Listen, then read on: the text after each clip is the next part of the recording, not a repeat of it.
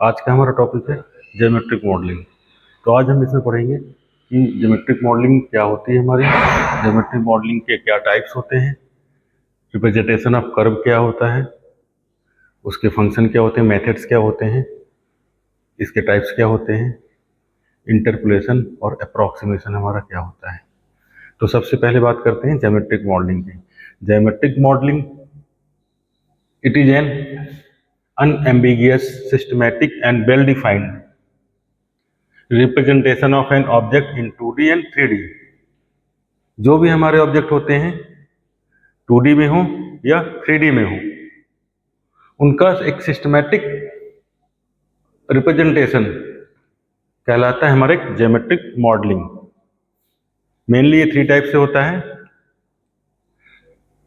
Wire modelling और line modelling, surface modelling, solid modelling and volume modelling. Wire modelling में हम क्या करते हैं, इसमें डिस्क्राइब करते हैं कि हमारा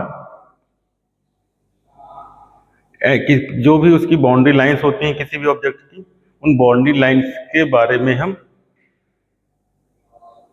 डिफाइन करते हैं कि हमारी क्या बाउंड्री लाइंस होंगी, वो क्या कहलाता है हमारा वायर्ड मॉडलिंग और लाइन मॉडलिंग। दूसरा क्या है हमारा सरफेस मॉडलिंग। सरफेस मॉडलिंग में डिस्क्राइब करेंगे हम किसी भी ऑब्जेक्ट की यूजिंग बाउंड्री सरफेस के बारे में। मतलब किसी जो भी ऑब्जेक्ट होगा उसके बाउंड्री सरफेस के बारे में जब हम बात करेंगे तो वो कहलाएगा हमारा सरफेस मॉडलिंग। थर्ड क्या है हमारा सॉलिड मॉडलिंग और वॉल्यूम मॉडलिंग। सॉलिड मॉडलिंग में क्या करते हैं, हम किसी भी ऑब्जेक्ट के सॉलिड के बारे में बात करेंगे तो क्या कहलाएगी हमारी सॉलिड मॉडलिंग। तो ये था हमारा ज्योमेट्रिक मॉडलिंग को डिफाइन कैसे करेंगे और उसके टाइप्स। अब बात करता हूं मैं रिप्रेजेंटेशन ऑफ कर्व की। कर्व को रिप्रेजेंटेशन कैसे होता है, उसको हम कैसे डिफाइन करते हैं। तो a curve may be represented as a collection of points। Suppose बहुत सारे पॉइंट्स हैं आपके, स्मॉल पॉइंट्स हैं, तो जिन इन पॉइंट से आपका कर्व पास होगा, ऐसे पॉइंट्स हैं आपके, इस टाइप से पॉइंट, इस टाइप से पॉइंट्स हैं, तो इन पॉइंट्स को मिला के कर्व बनेगा। सपोज ऐसे ऐसे पॉइंट्स हैं ये, तो रिप्रेजेंटेशन कर्व का होगा, कर्व में भी represented as a collection of points for engineering application. Those curve are smooth and well behaved. A large number of techniques and tools for design and generation of graphic image in the computer. The curve can also be represented by analytically equation. Curves are represented in geometric modeling using 3 primary methods: explicit method, implicit method and parametric method। क्या है आपका explicit method, explicit y equals to fx, implicit method। दूसरा क्या है आपका implicit, इसमें क्या होगा y f x, y equals to 0। And third क्या है, थर्ड क्या है हमारा पैरामेट्रिक मेथड।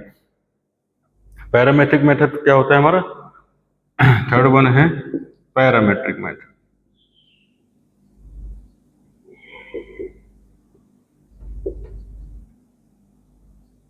इसमें x equals to x t and y equals to y t. तो ये 3 मेथड्स हैं हमारे कर्व को रिप्रेजेंट करने के लिए। जो हमारे बाउंड्री कंडीशन या जो पॉइंट हमारे पासेस हो रहे हैं, ठीक है, जो हमारा सॉलिड मॉडल्स होंगे, सॉलिड ऑब्जेक्ट होंगे, तो उस अकॉर्डिंगली हम इनको यूज करते हैं कि explicit method, implicit method and parametric method. Explicit method क्या होता है, y equal to fx, express one variable directly in terms of another. It is straight forward but suitable for multi valued or vertical curve. Implicit representation में क्या होता है, इसमें define करेंगे curve as a set of points satisfying the function allowing for a close shape like circle हो गया हमारा, and ellipse हो गया। पैरामेट्रिक रिप्रेजेंटेशन में क्या होता है, define each parameter as a function of an independent parameter.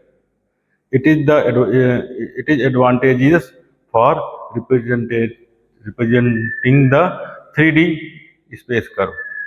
मतलब 3D स्पेस कर्व रिप्रेजेंट करने के लिए बहुत ही एडवांटेजियस होता है पैरामेट्रिक कर्व। तो अब हम बात करेंगे इसके बाद कि हमारे टाइप्स क्या होते हैं कर्व रिप्रेजेंटेशन के। तो पहला क्या होता है हमारा एनालिटिक रिप्रेजेंटेशन।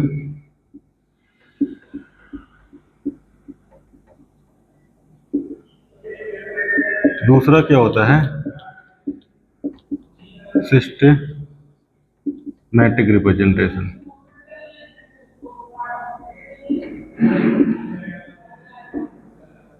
एनालिटिक रिप्रेजेंटेशन में क्या करते हैं, एनालिटिक रिप्रेजेंटेशन में तो दो टाइप्स हो जाते हैं किसके, हमारे कर्व रिप्रेजेंटेशन के, analytic representation and systematic representation. Analytic representation क्या होता है, डिफाइन करते हैं इसमें एग्जैक्ट या कॉम्पैक्ट या मैथमेटिकल इक्वेशन, किसके लिए, लाइन के लिए, सर्किल के लिए, या कोनिक आपको ऑब्जेक्ट ड्रॉ करने हैं आपको, या डिजाइन बनानी है कि सर्कल बनाना है आपको, कोनिक बनाने हैं या लाइन ड्रॉ करनी है, किसके लिए, एनालिटिक कर्व के लिए। तो ये कहलाएगा हमारा एनालिटिक कर्व रिप्रेजेंटेशन। दूसरा है हमारा सिस्टमैटिक कर्व रिप्रेजेंटेशन के लिए। सिस्टमैटिक कर्व रिप्रेजेंटेशन में क्या होता है, हमारा इंटरपोलेट करते हैं या अप्रॉक्सीमेट करते हैं किसको, एक सेट को, जो डाटा पॉइंट्स का set of data points from the curve often use for the complex and smooth shape. Complex और स्मूथ शेप के लिए हम इसे यूज करते हैं सिस्टमैटिक कर्व के लिए। इसमें बहुत सारे डाटा पॉइंट्स का एक सेट होता है, उन सेट्स ऑफ पॉइंट से पास होकर कर्व हमारे ड्रॉ होते हैं। तो वो मेथड हमारा कहलाता है हमारा इंटरपोलेशन और अप्रोक्सीमेशन। इंटरपोलेशन एक प्रोसेस है, इंटरपोलेशन। अब बात करते हैं इंटरपोलेशन एंड अप्रोक्सीमेशन की।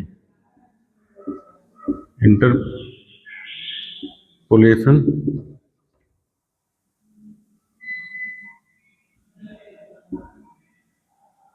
एंड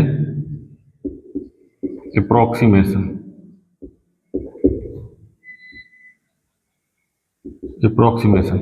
इंटरपोलेशन क्या होता है, interpolation is the process of finding and evaluating a function their graph goes through a set of given points also known as a control points.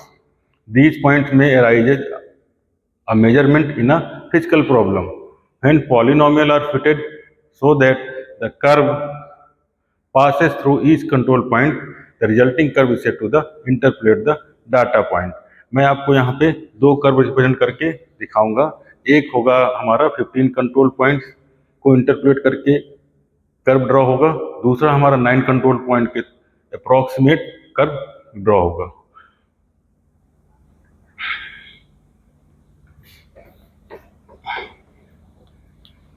तो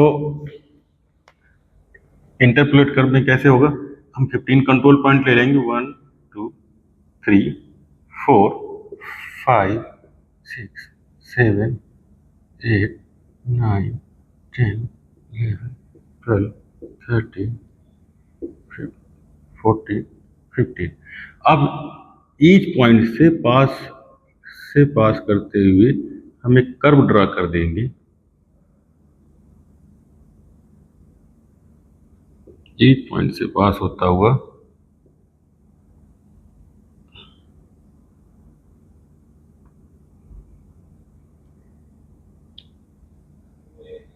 तो ये कर्व हमारा कहलाएगा 15 control point passes 15 control point interpolate the curve, interpolate the the curve. अब दूसरा graph आएगा आपका, 9 control points होंगे, जो कर्व जो हमारा पास होगा पॉइंट से पास नहीं होगा, पॉइंट के अराउंड पास होगा हमारा। One, three, six,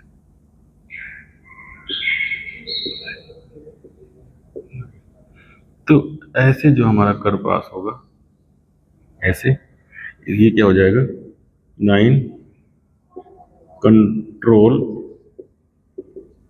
point approximate the curve. इसमें ये इस टाइप के कर्व क्या होते हैं, पॉइंट्स के अप्रोक्सीमेट ड्रॉ होते हैं, और इसमें क्या होता है इंटरपोलेशन में, कि जो कर्व हमारा पास होगा वो कंट्रोल पॉइंट से ही पास होगा। तो ये हमारा हो गया इंटरपोलेशन है approximation. Thank you so much.